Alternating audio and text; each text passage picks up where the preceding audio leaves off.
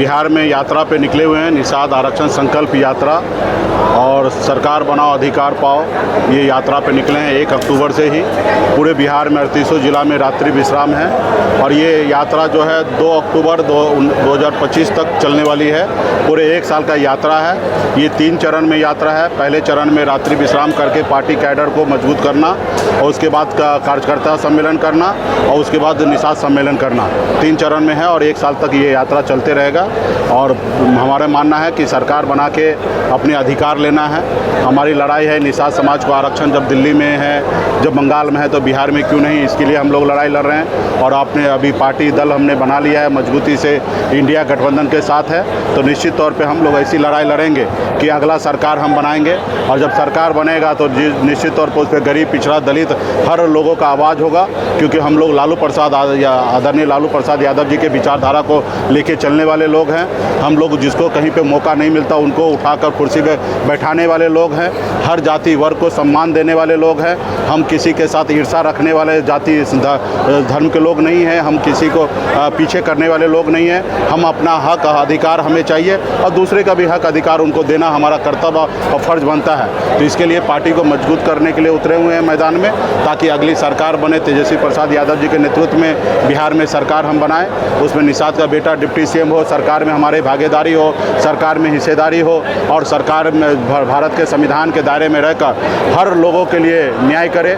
जो कभी हमारे स्वर्गीय आदरणीय रामविलास पासवान जी ने आवाज़ दिया था, हम उस घर में दिया जलाने के लिए चले हैं जहां सदियों से अंधेरा है। तो निश्चित तौर पे हम लोगों का कल्पना सोच वही है कि जहां पे अंधेरा है, जहां पे कमी है, जहां पे लाचारी है, मजबूरी है, वहां पे कैसे लोगों को सरकार का मदद पहुंचे।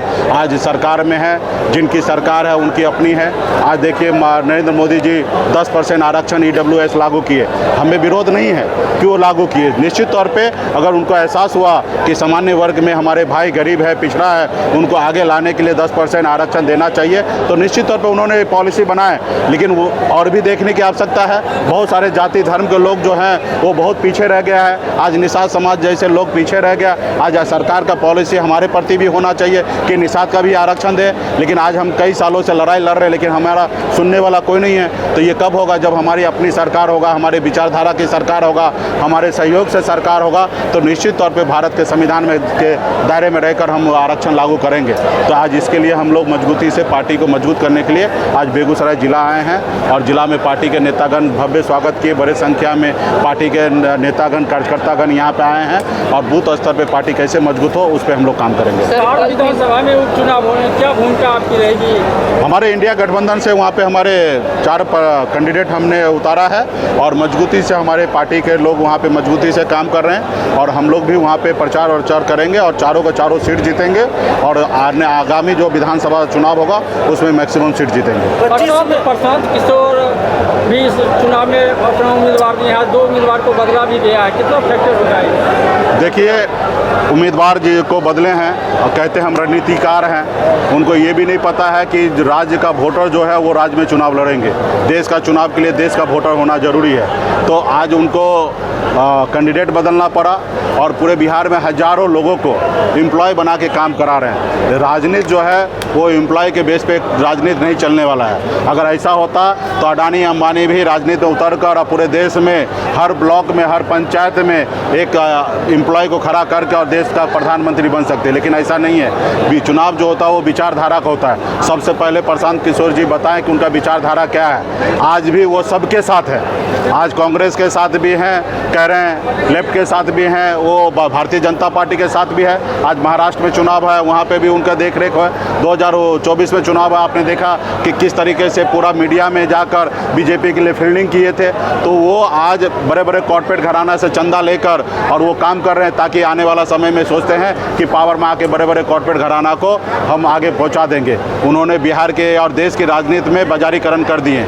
आज ऐसे लोगों को देश में और और या राज्य में कहीं पे राजनीति में आने की आवश्यकता नहीं है, क्योंकि ये देश की राजनीति जो है गरीब, पिछड़ा, दलित के लिए होना चाहिए। जिसके पास पैसा नहीं है उनके लिए भी राजनीति होना चाहिए, और राजनीति जो है गरीब लोगों के लिए भी होना चाहिए। वोट जैसे गरीब लोग देते हैं वैसे गरीब लोग भी विधायक, सांसद बने, तो ऐसी राजनीति होना चाहिए। आप गला फाड़ के कहते हैं हम 500 करोड़ 1000 करोड़ रुपया खर्चा करेंगे, तो 1000 करोड़ 500 करोड़ रुपया आप कहाँ से लाइएगा, और जिनसे लीजिएगा उनको क्या दीजिएगा। तो ये सारे चीज़ आपको बताना पड़ेगा, और राजनीति को बाजारीकरण नहीं कीजिए। जो राजनीति हमारा बाबा साहब भीमराव अम्बेडकर ने संविधान बनाया, लोकतंत्र बनाया, उस लोकतंत्र को जिंदा रहने दीजिए, बाजारीकरण नहीं बनाइए। धन्यवाद। वो समय आएगा, 243 पे हमारी पार्टी तैयारी कर रही है, और निश्चित तौर पे गठबंधन में है। हमारी कोशिश होगा ज़्यादा से ज़्यादा सीट पर हमारी पार्टी लड़े, लेकिन ये सारे चीज़ें जो है गठबंधन के फोरम पे ही बैठ के चर्चा होगा, और हम लोग मजबूती से ज़्यादा से ज़्यादा सीट लड़कर बिहार में अपनी सरकार बनाएंगे। बेगूसराय के सांसद ने स्वाभिमान, हिंदू स्वाभिमान यात्रा निकाला हो। बीजेपी सांसद कह रहे हैं कि अररिया में रहना तो हिंदू बनना होगा, और तेजस्वी यादव ने भी कहा कि अगर देखिए, भारतीय जनता पार्टी का काम ही ऐसा है, भारत जलाओ पार्टी। आप बताइए, इस देश में बाबा साहब का देश है, हमारे महात्मा गांधी जी का देश है, अटल बिहारी वाजपेयी जी का देश है, अब्दुल कलाम आज़ाद जी का देश है। आप बताइए, ऐसे देश में इस तरीके का भाषा का प्रयोग कर रहे हैं, क्या ये समाज में सही है? और एक पार्टी का बड़ा नेता, देश का मंत्री, और वो ऐसे एक जाति, एक धर्म के लिए अगर इस तरीके से नफरत फैलाए तो ये देश के लिए सही नहीं है। तो ये लोग नफरत की राजनीति करते हैं।